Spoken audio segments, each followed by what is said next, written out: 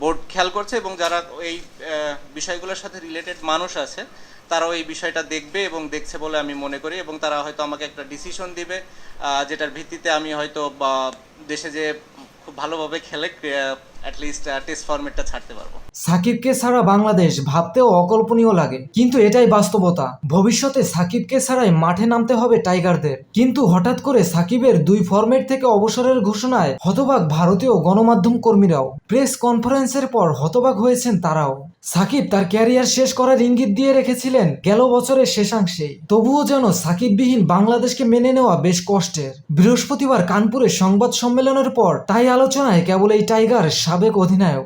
ভারতীয় গণমাধ্যম কর্মী রাবিশ বিস্ত বলেন, আমি খুব অবাক হয়েছি। এমন কোনো ঘোষণা কল্পনাও করিনি। আমার মতে সাকিব ফর্মে ফিরেছিল, ফিটনেসও ভালো, তার আরো 2 বছর খেলার সামর্থ্য ছিল। ভারতীয়রাও দুয়ে দুয়ে 4 মেলানোর চেষ্টা করছেন। কেন বিদায় নিলেন সাকিব? বয়স হয়েছে 37, নেই সেরা ছন্দ, কিন্তু তারপরেও সাকিবের অভিজ্ঞতা মিস করবে বাংলাদেশ, বিশেষ করে টেস্ট ফরম্যাটে, বলছেন অবিনাশ শর্মা। তবে সাহারা টিভির রিপোর্টার রাবিশ বিস্ত দেখেন ভিন্ন কারণ। তিনি বলেন, বাহির থেকে দেখে আমার মনে হয় সাকিবের ওপর রাজনৈতিক চাপ ছিল। সাবেক সংসদ সদস্য হওয়ায় অবসর নিতে বাধ্য হয়েছেন হয়তো। তবে খেলার বাইরে সবসময় বিতর্কে জড়িয়ে পড়েন সাকিব। এদিকে ভারতীয় গণমাধ্যমে কর্মী অবিনাশ শর্মা বলেন, টেস্টে সাকিবকে বাংলাদেশ খুব মিস করবে। সাদা বলে অবসর নিয়ে অন্তত টেস্ট খেলাটা দরকার ছিল।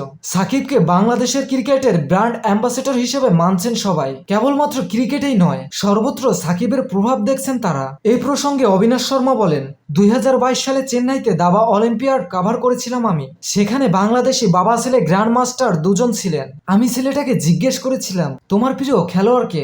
সে কোনো দাবাড়ুর নাম না বলে বলেছিল সাকিব আল হাসান। তখন আমি বুঝেছিলাম সাকিব বাংলাদেশের কত বড় স্টার। বাংলাদেশের মতো ভারতীয় গণমাধ্যম কর্মীদের প্রত্যাশা সাকিবের বিদায়টা যেন বীর বেশি হয়। টেস্ট ও টি-20 থেকে অবসরের ঘোষণা দিলেও ওয়ানডেতে খেলা চালিয়ে যাবে সাকিব। গুঞ্জন আছে আসন্ন চ্যাম্পিয়ন্স ট্রফি খেলে 3 ফরম্যাট থেকে অবসরে যাবেন এই অলরাউন্ডার। তার আগ পর্যন্ত কেবল ওয়ানডেতে দেখা যাবে তাকে, তবে নিয়মিত তাকে পাওয়া নিয়ে আছে সংখ্যা। Sports desk, Bangladesh news today.